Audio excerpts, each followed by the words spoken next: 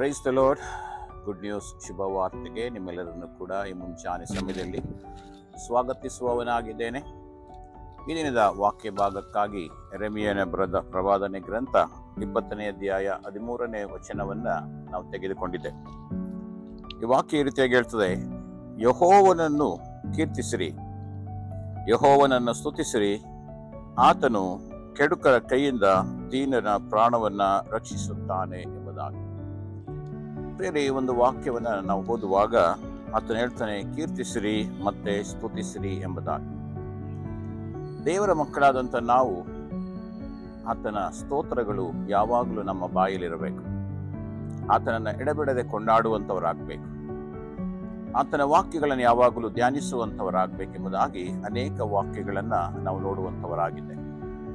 ಈ ಮುಂಜಾನೆ ಈ ಒಂದು ವಾಕ್ಯವನ್ನು ಕೇಳಿಸಿಕೊಳ್ತಿರತಕ್ಕಂಥ ಅನೇಕರು ನಾವಿನ್ನೂ ಕೂಡ ಯೇಸು ಕ್ರಿಸ್ತನನ್ನ ಸ್ವಂತ ರಕ್ಷಕನಾಗಿ ಅಂಗೀಕರಿಸಿಕೊಳ್ಳದಿರುವುದಾದರೆ, ಆತನನ್ನು ಅಂಗೀಕರಿಸಿಕೊಳ್ಳುವಾಗ ಮಾತ್ರವೇ ನಾವು ಆತನನ್ನು ಸ್ತುತಿಸುವುದಕ್ಕೆ, ಆತನನ್ನು ಕೀರ್ತಿಸುವುದಕ್ಕೆ ಅದು ಸಾಧ್ಯವಾಗ್ತದೆ.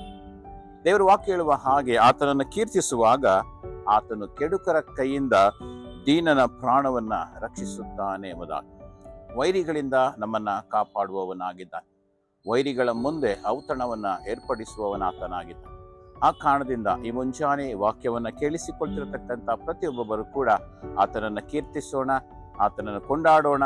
ಆಗ ಆತನು ನಮ್ಮ ವೈರಿಗಳಿಂದ ನಮ್ಮನ್ನು ರಕ್ಷಿಸುವವನಾಗಿದ್ದಾನೆ ಎಂಬುದಾಗಿ ಈ ವಾಕ್ಯದ ಮೂಲಕ ನಿಮ್ಮನ್ನು ಉತ್ತೇಜಿಸುವವನಾಗಿದ್ದೇನೆ. ಪ್ರಾರ್ಥನೆ ಮಾಡಿಕೊಳ್ಳೋಣ. ತಂದೆಯಾದ ದೇವರೇ, ಈ ಮುಂಜಾನೆ ಸಮಯದಲ್ಲಿ ಕರ್ತನೆ, ನೀನು ನಮ್ಮನ್ನು ರಕ್ಷಿಸಿದ್ದಕ್ಕಾಗಿ ಸ್ತೋತ್ರ. ಅದೇ ರೀತಿಯಲ್ಲಿ ಅನೇಕರು ಇನ್ನು ರಕ್ಷಿಸಲ್ಪಡಬೇಕು ಸ್ವಾಮಿ. ಅವರು ಕೂಡ ರಕ್ಷಿಸಲ್ಪಡಲಿ, ಅವರ ಆತ್ಮಿಕ ಕಣ್ಣುಗಳು ತೆರೆಯಲ್ಪಡಲಿ ಸ್ವಾಮಿ.